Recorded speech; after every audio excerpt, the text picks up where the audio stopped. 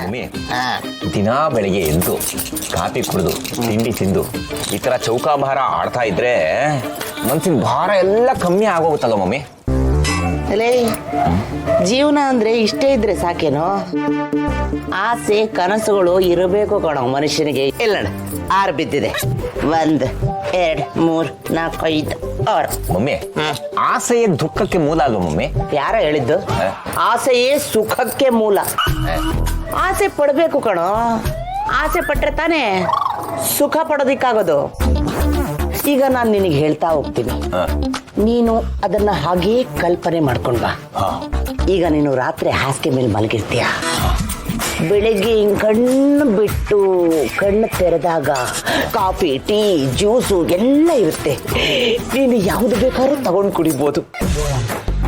ಆಮೇಲೆ ಸ್ನಾನಕ್ಕೆ ಹೋಗ್ಬೇಕು ಅಂದ್ರೆ ಸಮುದ್ರ ತರ ಇರುವಂತ ಒಂದು ದೊಡ್ಡ ಬಾತ್ರೂಮು, ಅದರಲ್ಲೊಂದು ಬಾತ್ ಟಬ್ಬು, ಆಮೇಲೆ ಮಳೆ ಸುರಿದಂಗೆ ಪರ ಪರ ಪರ ಪರ ಅಂತ ಸುರಿಯೋ ಅಂತ ಒಂದು ಶವರು.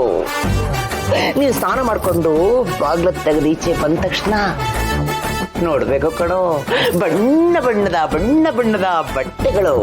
ಯಾವ್ದು ಹಾಕೊಂಡ್ಲಿ ಯಾವ್ದು ಬಿಡ್ಲಿ, ಯಾವ್ದು ಹಾಕೊಂಡ್ಲಿ ಯಾವ್ದು ಬಿಡ್ಲಿ. ಆಮೇಲೆ ನೀನು ಡೈನಿಂಗ್ ಟೇಬಲ್ ಮುಂದೆ ಕುತ್ಕೊಂಡ್ರೆ ಹೋಟೆಲ್ಲೇ ನಿನ್ನ ಮುಂದೆ ಬಂದು ಕುಂತಿದೆ ಅಂತ ಅನ್ನಿಸ್ಬೇಕು ನಿನಗೆ.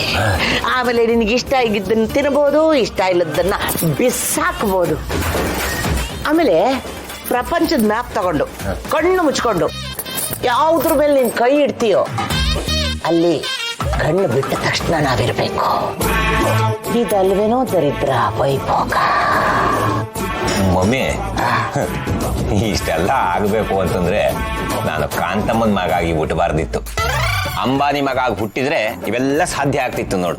ತೆಗೆದು ಬಿಡ್ತೀನಿ, ಒಂದು ಬಾನಿಗುಗ್ಗತಿ ಇಲ್ಲ ಅಂತ ಆಸೆ ಪಡಲೆ. ಫಸ್ಟು ಮೊದಲು ನಾವು ಚೆನ್ನಾಗಿ ಅನುಭವಿಸಿದ್ರೆ ಜೀವನ ಒಳ್ಳೇದು. ಯಾಕಂದ್ರೆ ಇರೋದು ಒಂದೇ ಜೀವನ.